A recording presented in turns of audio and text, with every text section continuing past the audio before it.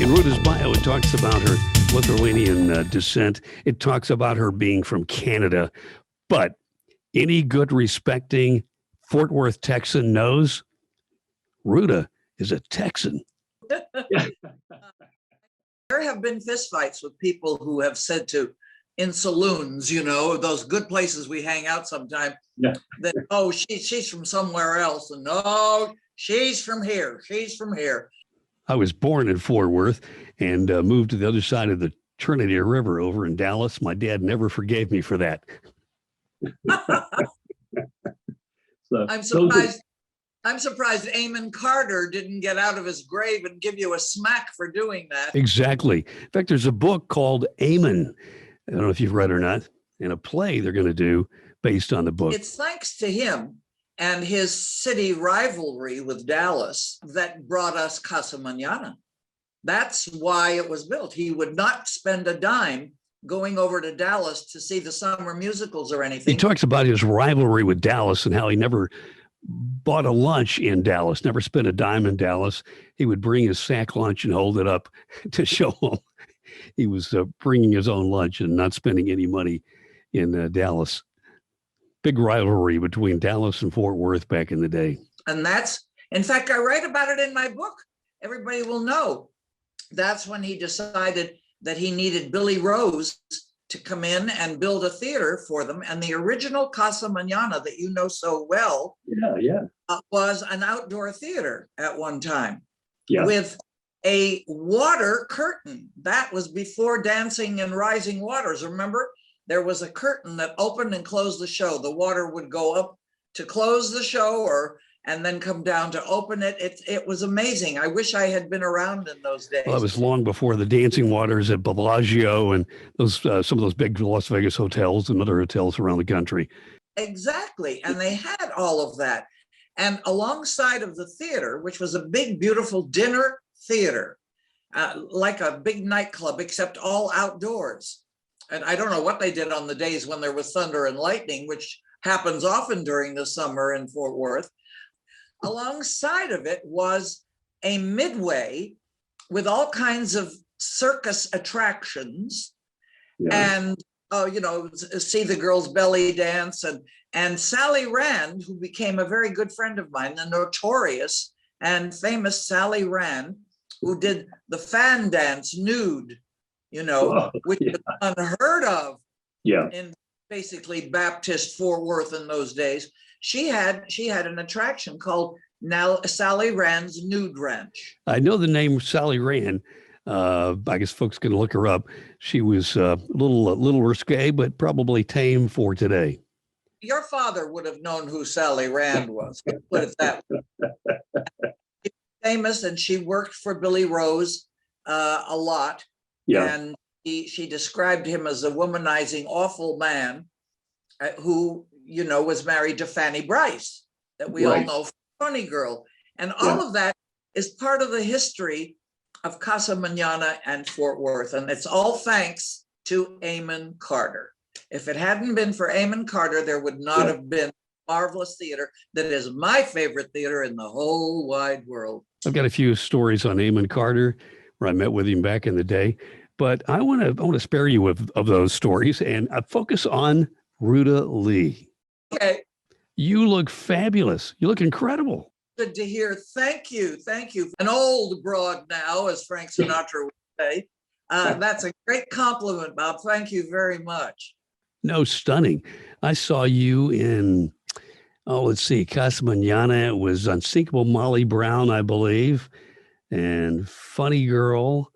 40 beautiful years in Fort Worth, either at Casa, mostly at Casa, sometimes at one of the dinner theaters. Yeah. But mostly Casa, 40 years. And I thank Fort Worth. I thank God for the privilege of being in Fort Worth and having all those wonderful friends. They're almost family to me. I love Texas for a lot of reasons, but one of the most important ones is that Texas audiences do not defy you as a performer to entertain them. They come in and sit down in the seat Yeah. and say, whoa, we're going to have a good ride, and Yeah. that's such a joyous audience to work to, that is not sitting there criticizing before you've even opened your mouth, Yeah. And I just love that. Well, it's very interesting coming from you as a performer, from the performer standpoint. I used to work at the KLIF back in the Gordon McClendon days, and who was a real genius, pioneer in radio, genius in broadcasting, pioneered the top 40 format. And a lot of records, new music was debuted in Dallas, Fort Worth, because it was known as a good break-in market. People would give you a chance. Yes. That's a great compliment you're paying a pioneer in the industry. Yes, yeah, it was. Well, I want to focus on you and focus on you getting started in show business at about the age of 15 or so as I believe, an usherette candy girl in Grauman's Chinese Theater in Hollywood. And I want to talk about your grandmother story there. I want to talk about your family coming over, coming to America. I want to talk about your conversation with Nikita Khrushchev, at least your attempt to talk to him via telephone when you rang him up overseas, and about the Thalians and your work there. Wow, what a fabulous life I have had, thanks to show business. Yeah. I'm sure other people enjoyed their jobs as much, but laughs are really, really great when you're in show business. And you were speaking of my book, and here it is. So whether I can say the word ass or not, I'm giving you the book cover, because Paul, consider your ass kissed. If Jesus could ride into Jerusalem on an ass, I can kiss it. Well, there and you I go. want somebody else to consider theirs kissed, that have ever done me a great favor, like buying a ticket to the theater, buying a ticket to the movie house, turning on the television set because I was on. Yeah. Thank you, thank you, thank you. And I mean this title from the bottom of my heart. When I first heard that from our mutual friend Barry Rogers, I thought, what? What a title. But after reading the galleys and looking through it as I have, I realize what the meaning is behind that, and it's very sweet. I mean it sweetly. You can interpret it any way you want, but it's meant with full sincerity and full gratitude. So many people have been good to me all through the years, and not just good to me by watching or saying I'm giving me a good review. Oh, thank God for those. But also because Debbie Reynolds and I were sisters in charity. She was one of the founding members, and then I came in, and we have been joined at the hip ever since. And God love her, she and I ran an organization called the Thalians. Right, and a lot Thalians in LA used to come out to the event every year. I think you're reading in the book, and because the event was huge, it was a big star-studded and all-star performances in doing parodies of shows or whatever the case may be. And people that came and bought tickets and gave money and donated to my cause, which was Hollywood for Mental Health. And after about 55 years of running our clinic, which took care of people from pediatric through geriatric services, we discovered that there was a need that was not being filled, and that was the plight of the returning veteran. And so we joined up with UCLA's Operation Mend. They take care of the broken and fractured bodies, and we Thalians try to take care of the broken and fractured mind and therefore spirit. And these young people are the people that are willing to put their lives on the line for us. They're willing to go to wherever we send them to defend America and our freedoms. And yet America is not doing the best for them. They fall through the cracks sometimes, especially when it comes to mental health. So I'm very, very committed to that. Debbie was too, and she will always be in spirit. And so I'm very grateful when anybody looks up the Thalians, Thalians, and sees our messages and what we're doing. And I thank you all from the bottom of my heart. Well, it's kind of a ragtag group. It looked like you were with folks like Frank Sinatra, Dean Martin. Well, tell us about some of the folks. Tell us about some of the celebrity friends that you had involved in the Thalians. You name a star, they were our honoree. From Frank to Whoopi Goldberg, from Angela Lansbury to Sally Field. Amazing, wonderful people. Duke Ellington, Lena Horne.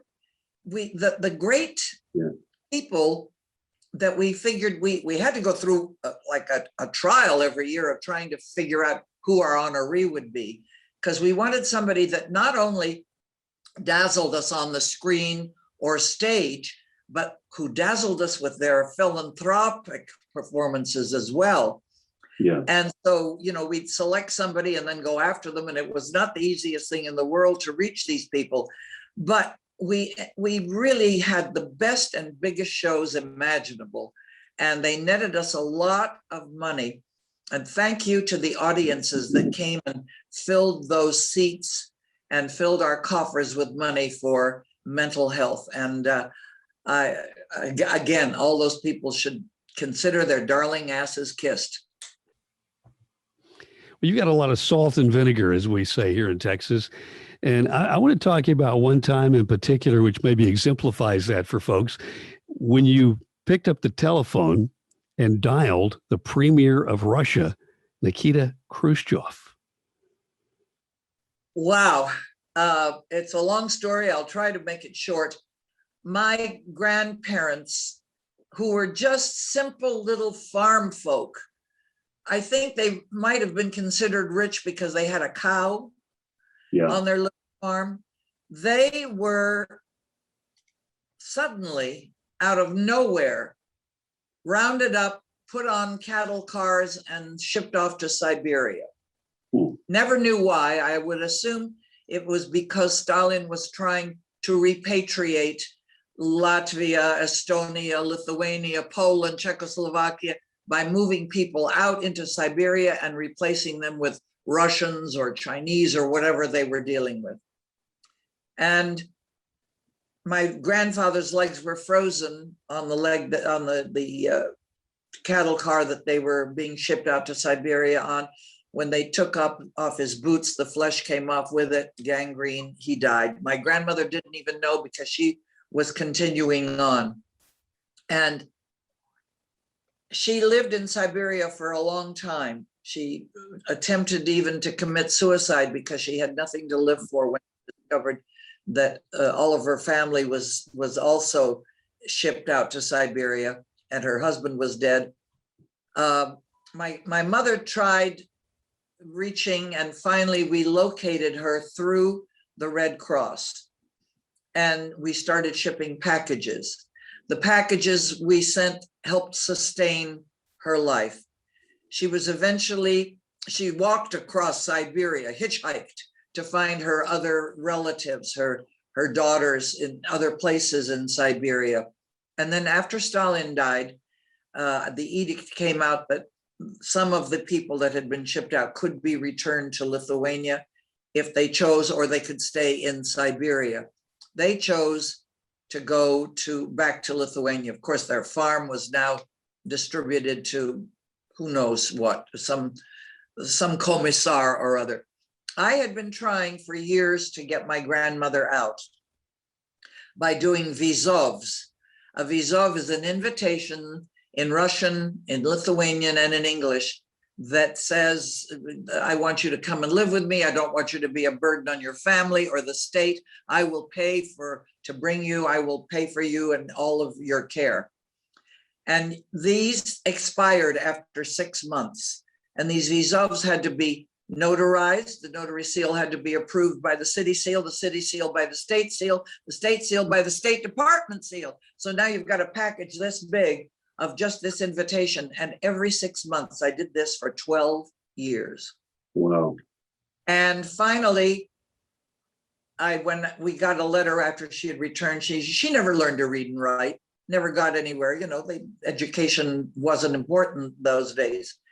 And we got a letter from my aunt saying that she was thanking us for all of the sent that sustained their lives, and she was dying. And I came home from work one day, and my mother was in a spate of tears. And you have to understand that a letter that went back and forth to Lithuania was heavily censored.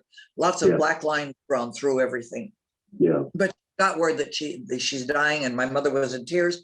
I joined her in the tears, my one remaining grandparent, and I was never going to meet her. And so I went out with friends that night, and the more wine they poured at dinner in consolation, the more evident it became that I should do something outrageous. And why not just pick up the damn phone and call the head man, Khrushchev? Yeah, of course. So, approximately 2 a.m, which I figured would be business time in Moscow, I made a person-to-person call. And you're probably too young to remember what person-to-person calls were. Yeah, I remember calls overseas. I mean, it could cost you hundreds of dollars back then. Absolutely, but you didn't pay for the call if you didn't get your party. Whereas now, when you place a call, it costs you no matter what you do.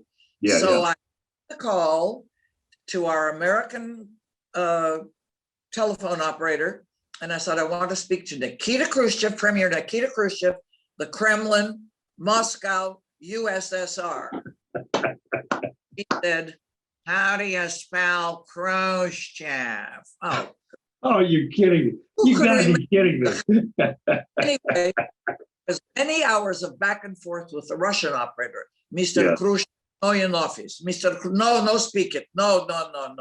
Net. In the meantime, I was calling the Russian embassy, trying to get something, and I spoke to everybody from the window washer to the cook, but it was net. Finally, the operator comes back to me and she says, this is the Russian operator. Mr. Khrushchev, no speak it English.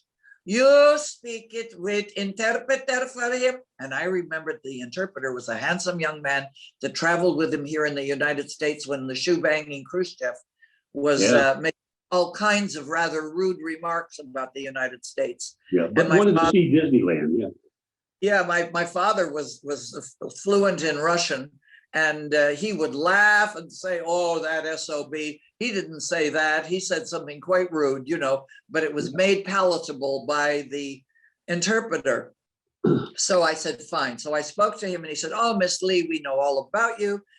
We see your movies here in the Soviet Union. Oh my gosh. They knew who you were, watched your movies. Incredible. He said, he said, what can I do for you? And I said, I want to come to the Soviet Union, to Lithuania. Now, mind you, you had to be one hell of a big party member, the Communist Party member, to travel in any of those satellite countries. Yeah. And I was not. I had made many broadcasts for the Voice of America, damning communism, which I still do.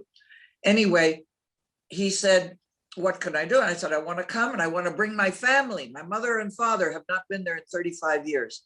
And he said, oh, yes, we would love to have you here. Why don't you speak to your congressman about it? What in hell does my congressman have to do with my traveling in your country? This is not a matter of politics. This is a matter of the heart. I don't even know if my grandmother is alive because it takes 4 to 6 weeks for a letter to get here. Your grandmother had been there since World War II in Siberia. Amazingly enough, he said, present yourself again to the Russian embassy. And I thought, I am once again getting a brush off. Yeah. I'm going to call and I'm going to talk to the gardener this time. Well, amazingly enough, those hotlines must have flashed very quickly between Moscow and the embassy in Washington, because this time when I called, I was immediately connected to the first secretary, important position. And the first secretary was Lithuanian, and he became a friend, and he later became their minister in Lithuania. Okay, long story. I said I'd make it short. Within 48 hours, we were on a Pan Am flight heading to Moscow, and then doubling back to Lithuania because you had to go through a gate city. And it was the most incredible experience. And it was because of this experience, and the only reason that I got anywhere is because James Bacon, who was the head writer for the AP wire services, did a story that made front pages all over the world. Starlet goes to the Soviet Union to free grandmother, blah, blah, blah, you know. And I didn't know that was going on because I was on a plane going and incommunicado, didn't know that this had happened. So what else did the Soviets have to do except make it easier for me when I was there? So when I came back to the United States, all this press had been hitting worldwide. Mike Pollock, who was then the producing director at Casa Mañana, came to New York to meet me. And he said, any girl that'll fight communism like this is spunky enough to be our Molly Brown. And that's what brought me to Fort Worth and the connection. And from Fort Worth, 6 months later, after Molly Brown played, I went to the Soviet Union with my mother and father and got her out. So you see, Fort Worth, Casa Mañana, and the prayers that came from all the blessed people that cared and were rooting for me was such a big part of my life. And, you know, I had her on the Tonight Show because they had followed it all. And the night that she died, I was on the Tonight Show in New York. And the producer came to me and he said, Ruta, I have terrible news for you. Your beloved grandmother that visited with Johnny when they were in Hollywood has died. Do you think you'll be able to go on? And I said, oh, Lord, yes, I'll go on, because it was the prayers and the good wishes of so many Americans that helped me bring her here. And now it's their opportunity to hear me and all of us to say goodbye to her. Well, I highly recommend your book. It's a fun read. The number of celebrities in there that you knew well, were in movies with, in Broadway plays with, and just were friends with. It's really incredible. And like I say, a fun read. And it's available at Amazon. Of course, I always suggest go to your local bookshop, keep them alive, you know, because businesses, thank God in Texas, didn't all shut down. But everywhere in the world, I want people to do that. But Barnes & Noble is going to, I've got the soft cover here, but it also comes in hardcover for purists, you know. Well, I know a lot of your fans will want it in hardback, and I'm hoping when things open up that you'll be able to make a tour and sign a lot of them there personally. That's what I'm kind of hoping to do. Maybe at Casa Mañana, maybe at Barnes & Noble. I don't care. Just so long as I can be home with my Texans. Well, I'll be over there in line with my book, waiting for your signature whenever you show up in the Dallas-Fort Worth area. And we talked to a number of your friends recently. Ruth Buzzy, the husband of Kent Perkins, who's he was an L.A. private detective with a lot of interesting stories, cool guy. And I know our good friend Barry Rogers in Texas helped you a lot with the book. There would not have been a book without Barry Rogers, because he was the one that kept saying, Ruta, you have such interesting stories to tell about so many people and the experience that you've had. You should share them. And I thought, yeah. You know, but I just never quite got around to it. And Barry came out on his own, God bless him, to Fort Worth, from Fort Worth and Dallas to Hollywood, and sat with his little tape recorder and recorded all the stories and things that we had to talk about every weekend for several weekends. Wow. Now, along with recording the stories, he recorded every telephone ring, every dog bark, every burp I made, every excuse me, I have to go to the bathroom now. And all of that got printed in his, in his descriptions of what I was saying. So I thank him from the very bottom of my heart. Well, it's a fun read, great book, and people will get a lot of smiles out of it. And some of the younger viewers will be introduced to some of the legendary stars of our time, Hollywood stars they've seen in countless movies and on TV. And of course, those who are more in our age range, they're going to be delighted to hear your memories of some of the great stars. And the story of, geez, this young girl and her family coming to America, immigrating to America, Lithuania and Canada, and then to the LA area. And this young girl who becomes an usherette, then becomes a candy girl, and then becomes a cashier, and leaves her footprints in front of the box office there on Hollywood Boulevard at the Grauman's Chinese Theater, and later a star on Hollywood Boulevard. How cool a story is that? Fired because math has never been my long suit. I could deal with the candy because everything was, in nickels and dimes and quarters, 50 cents. But ticket prices were different. And they said, well, you just say 2 tickets at $1.98 and put in how much they gave you, $10 or $5, and the right change will come out. Well, it came out all right. I was $40 short and I got fired. And I said, I don't believe you're doing this to me. I did not steal the money. I didn't. The machine did it wrong. I can't help it. I didn't ask to be the cashier. Yeah. And amazingly enough, my star on the Hollywood Walk of Fame is right in front of the box office. And the nice part is that Debbie Reynolds, of course, like my sister, like I said, was there for me, as was, a lot of wonderful stars were there. But Alex Trebek was one of the speakers. And Alex is a fellow Canadian as well.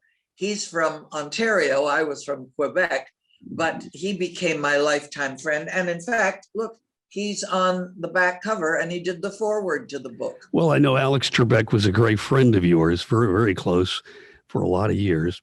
And we lost him earlier this year. And then last year, you lost your husband of, gosh, how many years were you guys married? We celebrated 46 years. And I have to tell you, he was a prince among men.